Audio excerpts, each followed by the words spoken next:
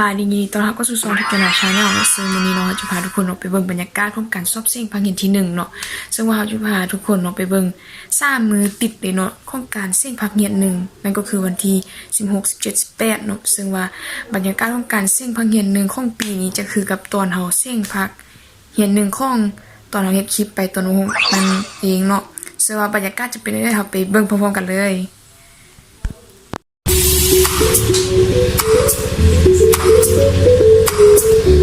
A few moments later.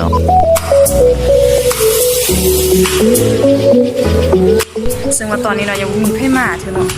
ตอนนี้ประมาณ7:18เนาะเพราะว่าห้องจะเข้า8 โมงตรงเนาะในการเสี่ยงเนาะฟังแล้วทุกคนเดี๋ยวเราไปเบิ่งกันเลยว่าก่อนเข้าห้องเสี่ยงเนาะทุกคนจะมีปฏิกิริยาเนาะได้เนาะซึ่งว่าห้ามพลาดเด็ดขาดสำหรับคลิปนี้เนาะของการเสี่ยงความเหียน1เนาะซึ่งจะเป็นได้ไปเบิ่งกันเลย A few moments later. จะรู้สึกแล้วได้เอื่อยมื้อนี้เสี่ยงแล้วเว้ย มุ่งหมายมากเลย กดไล่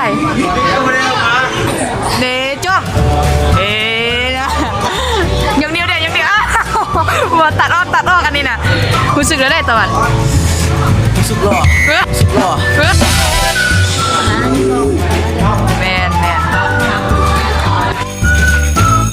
ต่อไปเนาะเป็นศึกษาเนาะคนก็ออกไปเล่นได้เนาะเรียนต่อไปเป็นศึกษาเนาะ A few moments later. ตอนนี้อาจารย์มาเข้าห้องเสียงแล้วเนาะมานั่งใน1เนอะพี่ไว้เนอะมายังใน1เอานี่ก่อนมายังใน1กับมือทำอิดมาใน1สุขทุกใจ คุณดูมายังใน1พี่ไว้ตื่นเต้น ไม่ยังไงหรอกธรรมดา ใส่หนุ่มใส่ไข่คุณดูนี่อาจารย์ใหญ่หัวบดเนาะวันนี้เขาไปเข้าห้องนี่เนาะเป็นบรรยากาศของการออกห้องเหียนก่อนสวยแล้วมาตัวตอนแรกนี่คนบักได้มื้อแรกเฮามาโตกันเลยวิชาเคมีศาสตร์เนาะ A few moments later.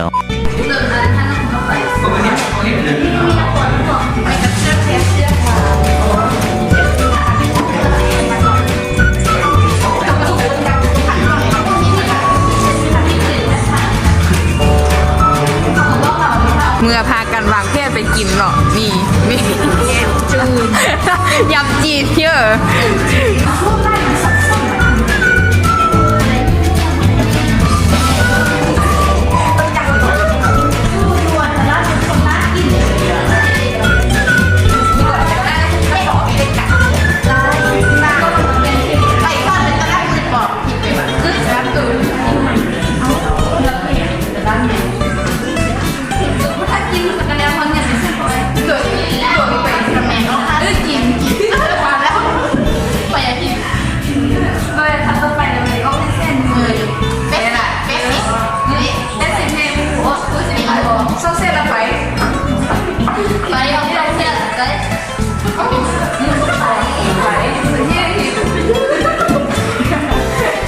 ลินอูโนแม่น่ะไม่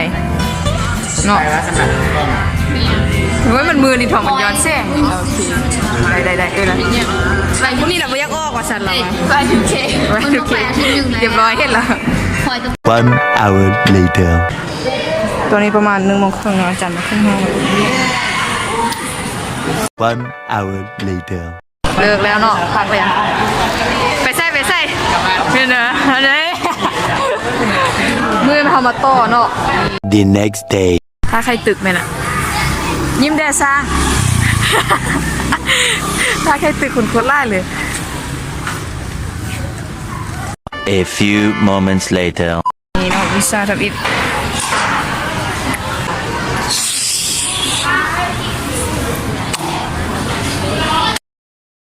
ตอนนี้เนาะเขาหากก็เลิกเล่นสมุนทำอิฐเนาะเมื่อกี้เขาขึ้นแมน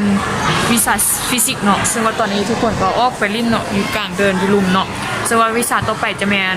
ภูมิศาสตร์เนาะซึ่งว่าทุกคนจะเป็นอะไรครับไปเบิ่งกันเลยเนี่ยหนังสือแม่น่ะน้ำฟ้าหรือว่ากินย่างน้ำฟ้าเขาบอกเขาเอิ้นยังกดน้ำฟ้านี่น่ะ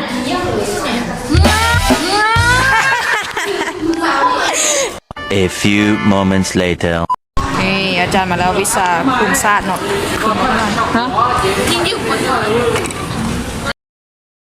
นี่เลิกแล้วรู้สึกแล้วได้ เอายอมวิชาจริง นี่เราเลิกแล้วเนาะตอนแรกแม่นวิชาสิบะ 1 hour later.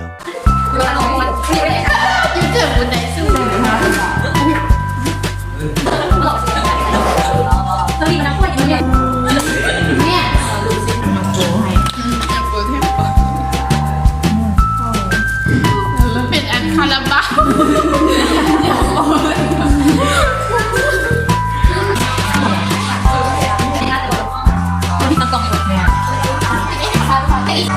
กูซีนูกระโปรงมันเป็นกระช่วงกระโปรงบอกค่ะสั้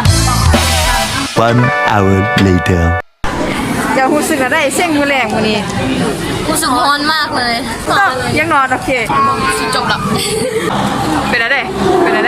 ร้อย เฮ้ยยังเข้ามา นี่อาจารย์มาขึ้นเนาะวิชาสีบะเนาะ 1 hour later. หลังจากเส้นแล้วเนาะค่ะประเมียนห้องเนาะสีบะหากันต้องมาแล้ว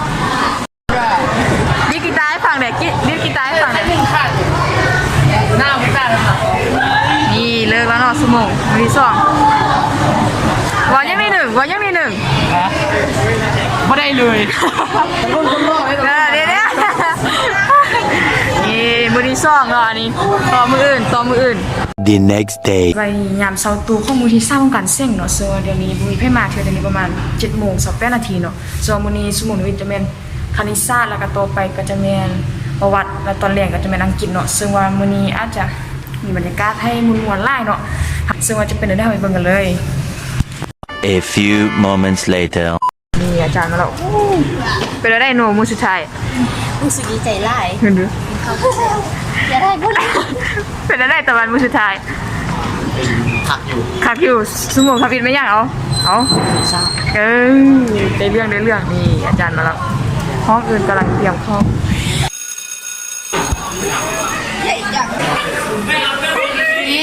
1 hour later. ตอนนี้ก็เสียงแล้วเนาะนี่คนออกห้องมาเต็มเลยเดี๋ยวถ้าหมูออกมาก่อนเนาะสันรวมกันเริ่มออกไปเนาะสมองต่อไปเป็นอังกฤษเนาะจะเปลี่ยนข้อยังนะ A few moments later. จิ้มนี่ก็จะลิ้นจริงหรือคะ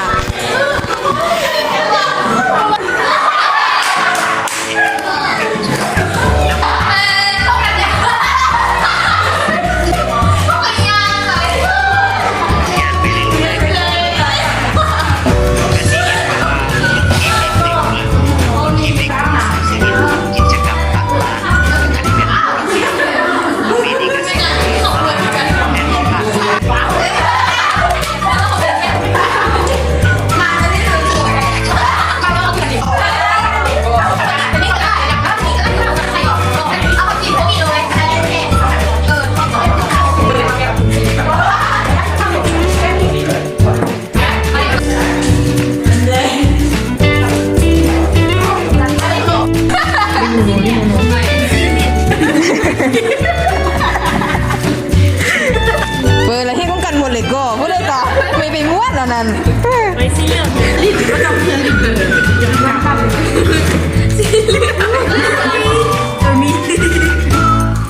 A few moments later.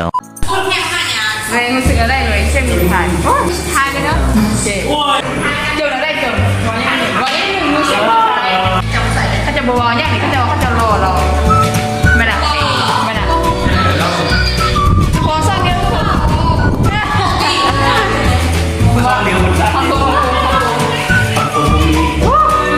หมดแล้วห้องนี้นะ A few moments later. อาจารย์มาแล้วนี่รู้สึกแล้วได้เวทมือสุดท้ายคุณผู้ใดกับบนลิ้นหนังก่อนนะตะวันลิ้นหนังคนเด็ก รู้สึกตื่นตัดใจไล่ไม่ได้เห็นหน้ามูเรานี่เห็นที่เราแหละ บุ้ยหน้าคุณนิติไม่ล่ะไม่ล่ะจะยักบอกยังบอกหนังนุ่น โจทย์ แต่ละคนเลยถ้าเก็บเข้าห้องเนาะ 1 hour later. ตอนนี้เนาะพากันเลิกลงห้องเนาะแต่ละห้องเสี่ยงแล้วเนาะวิชาอังกฤษเนาะเดี๋ยวท่าหมูก่อนหักกันไม่น่ะหักกันไม่น่ะเสื้อหักกันเจ้ารู้สึกแล้วได้ เป็นอะไรสมพงษ์ยังอีกว่าอีกได้หนึ่งถ้าคนที่หูใจโอ้แม่ในท่าไปพร้อมกันนี่กันนี่เป็นอะไรเสียงมือสุดท้ายไว้ฟังเดี๋ยวนาเพลงเป็นอะไรเพลงมือสุดท้ายไม่ได้เลย